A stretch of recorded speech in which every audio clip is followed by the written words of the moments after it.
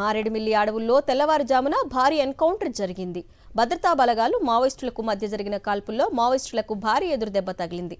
Maoist central committee సభ్యుడు Gajarla Ravi alias Uday, zonal committee సభ్యురాలు అరుణ మృతి చెందారు. మరో మావోయిస్టు అంజు మృతి చెందారు. ఎన్కౌంటర్ జరిగిన ప్రదేశం నుంచి మావోయిస్టులు పరారయ్యారు. మరి కొంతమంది మావోయిస్టులు ఉన్నట్టు సమాచారం అందడంతో మారేడుమిల్లి అడవుల్లో గ్రేహౌండ్స్ బలగాల కూంబింగ్ కొనసాగుతోంది. ఇటీవల మృతి చెందిన మావోయిస్టు అగ్రనేత చలపతి భార్య రావి వెంకట హరిచైతన్య అలియాస్ అరుణ అని పోలీసులు తెలిపారు. మరొకరు ఛత్తీస్గఢ్కు చెందిన అంజు ఉన్నట్లు గుర్తించారు. ఉదయ్ది జయశంకర్ భూపాలపల్లి జిల్లాలోని వెలిసల గ్రామం, అరుణది అనకాపల్లి జిల్లా పెందుర్తి గ్రామం. ఘటనా స్థలంలో 3 AK-47 రైఫిల్స్ పోలీసులు స్వాధీనం చేసుకున్నారు.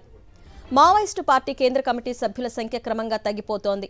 21 ఏళ్ల క్రితం పార్టీ ఆవిర్భావం సమయంలో 42 మంది ఉండేవారు. ఎన్కౌంటర్లు, లొంగుబాట్లతో సభ్యుల సంఖ్య తగ్గింది.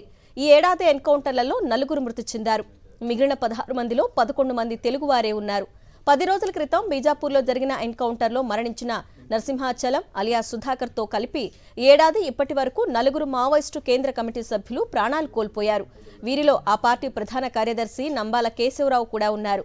2004లో నాటి People's War Maoist Communist Centre కలిసి మావోయిస్టు పార్టీగా ఏర్పడినప్పుడు 42 మందితో కేంద్ర కమిటీ ఏర్పాటైంది. ఈ 21 ఏళ్లలో జరిగిన వివిధ ఎన్కౌంటర్లు, లొంగుబాట్లు, సహజ మరణాలతో కేంద్ర కమిటీలోని సభ్యుల సంఖ్య 16కు చేరింది. 2 దశాబ్దాల ప్రస్థానంలో మావోయిస్టు పార్టీ మధ్య భారతంలోని కొన్ని వేల కిలోమీటర్ల పరిధిలో జనతన సర్కార్ పేరుతో సమాంతర ప్రభుత్వాన్ని నడిపింది. అబుజ్మడ్ వంటి కంచు కోటలను ఏర్పాటు చేసుకుని నాయకులను, క్యాడర్ను కాపాడుకుంది.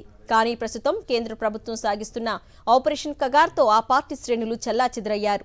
వరుసగా జరుగుతున్న ఎన్కౌంటర్లలో భారీ సంఖ్యలో ప్రాణాలు కోల్పోతున్నారు. మృతుల్లో కీలక నాయకులు కూడా ఉంటున్నారు.